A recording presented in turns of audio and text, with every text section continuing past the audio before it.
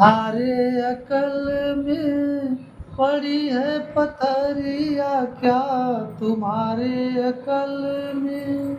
सतगुरु कबीर कहते हैं कि हे मनुष्य, क्या तुम्हारे अकल में पत्थर पड़ गया है? कैसे? जैसे पुत्र अपने को जानो, वैसे भेड़ बकरिया हो, वैसे भेड़ बकरिया। यह माँ वह माँ फर्क नहीं है, काहे चलाव तू कटरिया क्या, तुम्हारे अकल में पड़ी है पथरिया क्या, तुम्हारे अकल में। सदगुरु कबीर कहते हैं कि हे मनुष्य, जरा तू विवेक कर, तू विचार कर कि क्या तुम्हारे अकल में पत्थर पड़ गया है, तुम्हारे बुद्धि में पत्थर पड़ गया है। जैसे पुत्र अपने को जाने, जैसे आप अपने पुत्र से इतना प्रेम करते हैं, स्नेह करते हैं, इतनी ममता करते हैं, वैसे ही वो भी बकरे, मुर्गी, मछली, वो भी किसी के बच्चे हैं। मनुष्य तो उतना बच्चों को प्रेम नहीं कर, इस पर रिसर्च भी हुआ है। एक गाय पर रिसर्च हुआ, एक जो है कि कुएं में जाली बनाया गया कि उसमें रिसर्च किया गया मनुष्य को, एक माँ, एक नारी, स्त्री का परीक्षण किया गया और एक पशु का, एक मनुष्य का एक पशु का रिसर्च किया गया। तो एक स्त्री के बच्चे को उसमें कुएं में फेंका गया और उसको बताया नहीं गया कि उसमें जाली है। लेकिन जैसे ही वो माँ गई, वो माँ जब कुएं के पास गई, कुएं में फेंक दिए बच्चे को, जाली पर फेंक दिए, लेकिन वो माँ गई कुएं के पास, रुक गई और फिर वो कुएं में कूदी नहीं। लेकिन रिसर्च उस पर हुआ, एक गाय, एक गौ माता के बच्चे को लेकर जाया गया और उसके कुएं में फेंका गया और गाय भी बेहिचक जो है कि उस कुएं में कूद गई अपने बच्चे को बचाने के लिए। मनुष्य से ज़्यादा पशु अपने बच्चे से स्नेह करते हैं, प्रेम करते हैं। तो सदगुरु कबीर समझाते हैं कि क्या तुम्हारे अकल में पड़ी है पथरिया, जैसे पुत्र अपने को जानो, वैसे भेड़ बकरिया। यहमा वहमा फर्क नहीं है, काहे चलावत तू कटरिया। क्यों उसके गर्दन पर आप कटारी चला रहे हो? आज देवी देवता के नाम पर लोग कितना मूर्ख बना रहे हैं। आज ओझा तांत्रिक कितने मूर्ख समाज को बना रहे हैं। आज भूत प्रेत आ जाते हैं, भूत प्रेतों के नाम पर, और भी नहीं, देवता मुर्गा मांग रहे हैं, देवता बकरा मांग रहे हैं, देवता शराब मांग रहे हैं, देवी देवता को भी पतित ये लोग कर रहे हैं। इसलिए सदगुरु कबीर इस तांत्रिकों को, ओझा को कहते हैं कि जो तुम्हारा है साचा देवा, अगर तुम्हारा देवता अगर कोई सच्चा है तो खेत चरत क्यों न लिया जी। अगर खेत में मुर्गे बकरे चल रहे हैं तो वहीं से क्यों नहीं उठा करके खा लेता, तुम क्यों काट करके दे रहे हो? इसलिए सदगुरु कबीर कहते हैं कि भेड़ा खायो बकरा खायो और मांस मछरिया हो, और मांस मछरिया। भेड़ा खायो बकरा खायो और मांस मछरिया हो, और मांस मछरिया। एकर बदला दे के पड़ी है, देख खोल नजरिया क्या, तुम्हारे अकल में पड़ी है पथरिया क्या, तुम्हारे अकल में। सदगुरु कबीर कहते हैं कि भेड़ा खायो बकरा खायो और मांस मछलिया, एकर बदला दे की पड़ी है, और देखा खोल नजरिया क्या, तुम्हारे अकल में पड़ी है पथरिया। देवी पूज देवा पूज खूब के मन मानिया हो, खूब के मन मानिया। देवी पूज देवा पूज खूब के मन मानिया हो, खूब के मन मानिया। ओझा के घर भरम भूत है, उन्हीं के मान तू बचनिया क्या, तुम्हारे अकल में पड़ी है पथरिया क्या, तुम्हारे अकल में।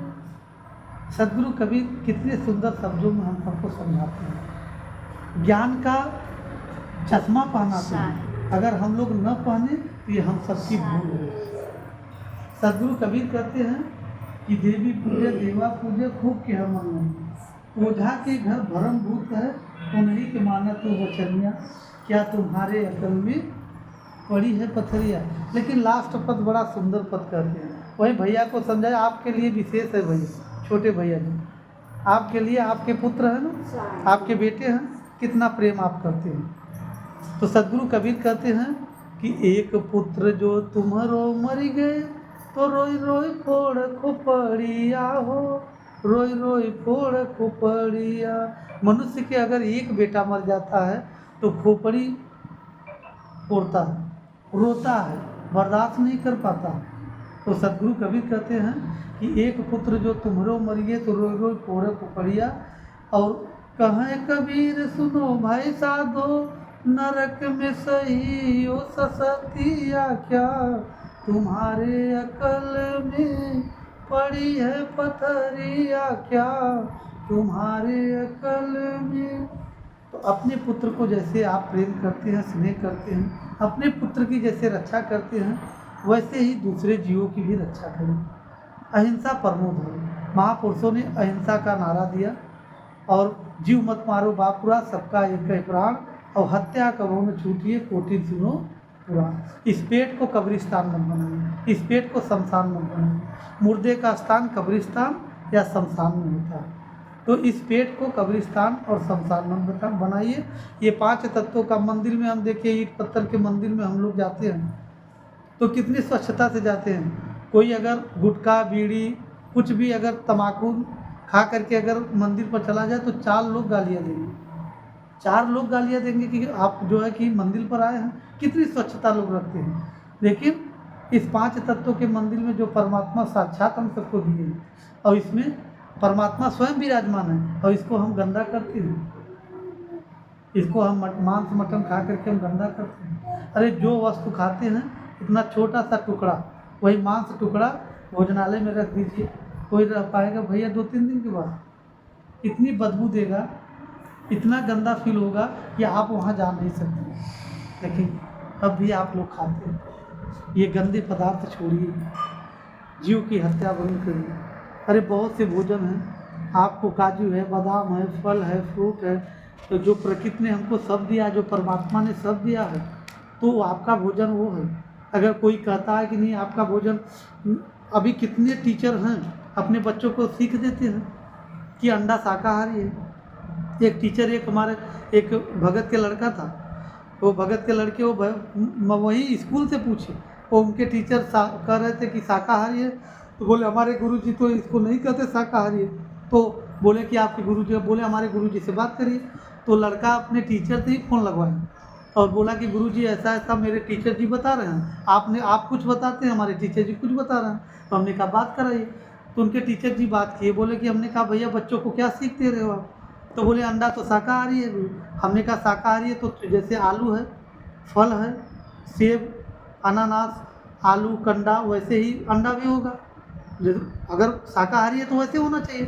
तो हमने कहा कि चलो भैया अगर शाकाहारी है, टीचर को मैंने बोला कि अगर शाकाहारी है तो आप ले चलो अंडा, मंदिर में चलो हम लोग चढ़ाया जाए, आप अंडा लेकर के चलो और मैं आलू लेकर के और सेब लेकर चल रहा हूँ, देखो डंडा किसको पड़ता है। अगर शाकाहारी है तो किसी को विरोध नहीं होना चाहिए। तो बोले कि गुरुजी ये कैसे हो सकता है? हमने कहा कि क्यों नहीं हो सकता बताइए। आप अगर शाकाहारी कह रहे हो तो भैया आप उसको प्रूव करिए ना। शाकाहारी तो किसी को विरोध नहीं होना चाहिए। जैसे आलू अगर मंदिर में चढ़ा दीजिए कोई विरोध नहीं होगा, अंडा चढ़ा दीजिए कोई विरोध नहीं होगा, सेब चढ़ा दीजिए कोई विरोध नहीं होगा। लेकिन आप अंडा चढ़ाएंगे तुरंत विरोध। इसलिए अंडा जो है वो मांसाहारी में आता है, शाकाहारी में नहीं आता है।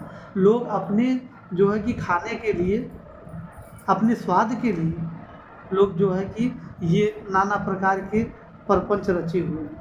तो ये सब चीज़ें भैया जी मेरी विनती है, प्रार्थना है, सात्विक भोजन करिएगा। साइंस भी साइंस भी कहता है कि 5-10 साल लगातार रोज़ चावल रोटी मत खाइए। आप रोज़ प्रतिदिन अगर मांस खा लीजिए तो आपके लीवर डैमेज हो जाएंगे। और दाल चावल सब्जी रोटी खाइए, 100 साल 80 साल 120 साल तक खाइए तब भी लीवर चलेगा। तो इससे सिद्ध है कि हमारा भोजन क्या है, दाल चावल सब्जी रोटी, फल फ्रूट, काजू बादाम, बहुत से पदार्थ है जी। अरे कहीं 7-8 प्रकार के तो पनीर बनाई थी, महाराष्ट्र में हम गए थे। इतने अच्छे अच्छे व्यंजन, सात्विक भोजन है। और हमारी बहना देखिए, जो है कि हमारी चुन्नी बहना जी, चुन्नी नाम है ना बहना जी की, हाँ देखो पप्पू सोनी जी के हमारी भक्तिन बहना जी है, कितना अच्छा अच्छा व्यंजन बनाती हैं। लेकिन जो है कि तब भी लोग जो है कि अच्छा, इतना अच्छा, अरे पिज्ज़ा है, बर्गर है, क्या क्या लोग खाते, इतनी अच्छे अच्छे व्यंजन, सात्विक भोजन है, वो खाइए। और मांस मटन मत खाइए। अपने अगर बच्चों का उज्जवल भविष्य चाहते हैं, सुंदर भविष्य चाहते हैं, तो ये सब चीज़ें मत खाइए। अगर खाएंगे तो भूत प्रेत अपने घरों में आप उत्पन्न करेंगे। जिसकी अकाल मृत्यु होगी वो भूत प्रेत बनेगा और आपके घर में ही आप लोगों को सताएगा, वही आत्मा आपको सताएगी। तो इसलिए आप लोग भैया, हम यही विनती करेंगे, निवेदन करेंगे कि आप जो है त्याग दीजिए। माता पिता आपके भक्ति से जुड़े हैं, भैया भी भक्ति से, और तो आप लोग भी हृदय से जुड़ करके रहिए भैया। मत भक्ति करिए, लेकिन ये गंदे खान पान मत खाइए। बोलिए सदगुरुदेव की जय।